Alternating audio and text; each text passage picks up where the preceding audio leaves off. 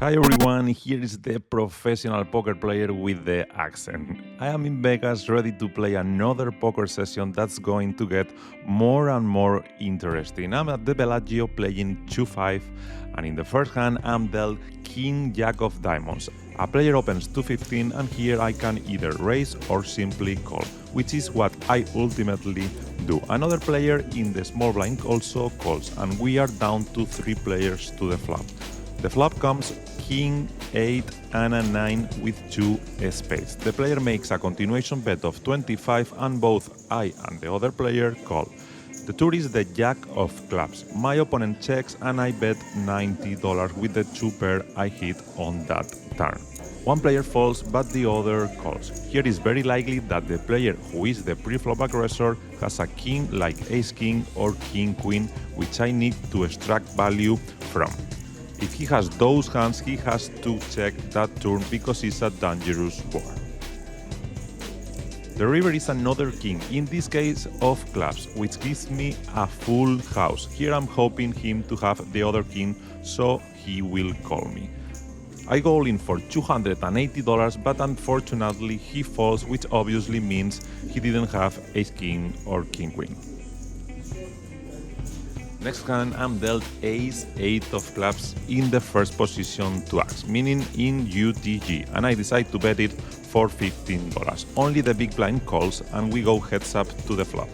He's a decent player, but from what I've seen, he makes quite a few mistakes. The flop is 8, 4, 9 with 2 clubs, giving me a flush draw and top pair with the 8.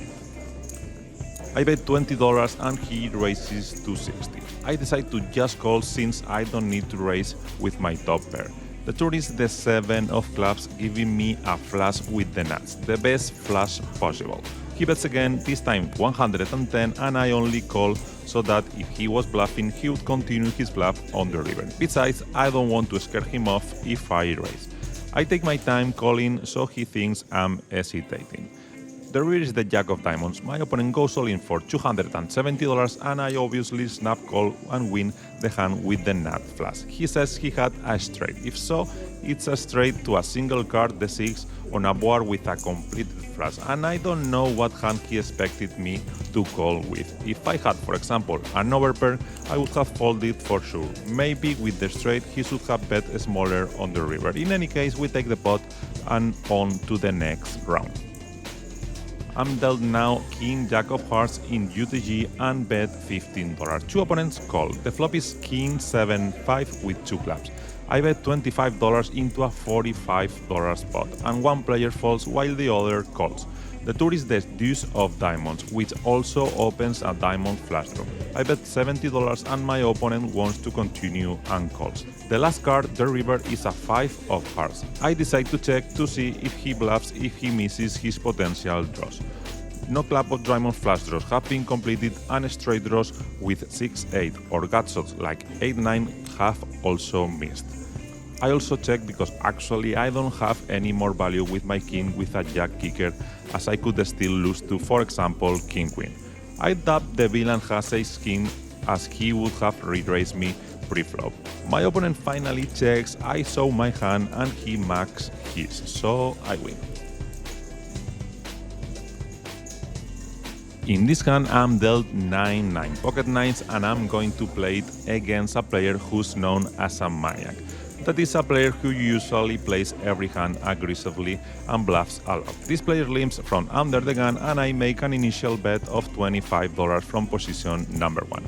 The opponent calls and we go heads up to the flop. An ideal situation since you want to play as many hands as possible against this type of player.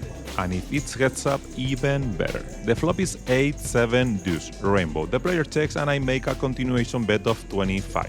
I'm hoping he will raise me because he's a player who is constantly bluffing. He doesn't this time and just calls. The tour is the 3 of spades, another good card for me. I bet $60 and he just calls again. This time he's calm. The river is a deuce. He checks and I bet $130, expecting him to call with a 7, since if he had an 8 he would have for sure definitely raised on the flop because of how aggressive he is. The villain eventually falls, which means he had nothing because this type of player never folds a pair, even if it's third or fourth pair. In this hand I am in the UTG position with ace-king offsuit and I open to 15. The players in the cutoff and the button calls, and we go to the flop with 3 players. The flop comes queen, 4, 3, all clubs. I have the ace of clubs, which is why I bet $15. The player in the cutoff calls. The turn is the 9 of spades. Here I want to continue my bluff to force mid-card pairs from 5-5 to jack-jack to fold, although I don't think he has jacks or 10s because he would have 3-betted pre-flop, but he might have pocket 6s, pocket 7s, pocket ace or pocket 9s. The player calls again and the river is the king of spades.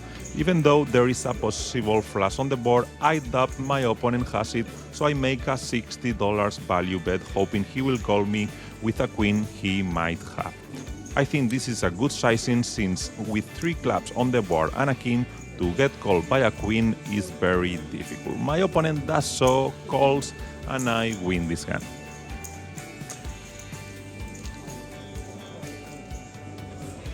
We only have $500 and I prefer to lean with these pocket 3s. Nobody calls, so I play the hand with the player who straddled to 10. I could have also raised preflop with my pocket 3s, especially since I was in the cutoff, but in any case, limping them when you are not deep isn't a big mistake either.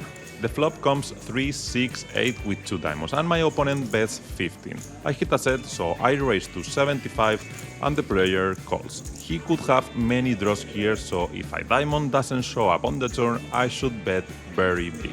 The turn is a 7 of hearts, which opens up the possibility also of a hard draw, and I decide to bet $130. The player calls and I'm hoping the river is a blank, so I can go all in and he will call me if he has a hand like ace-8 or 7-8.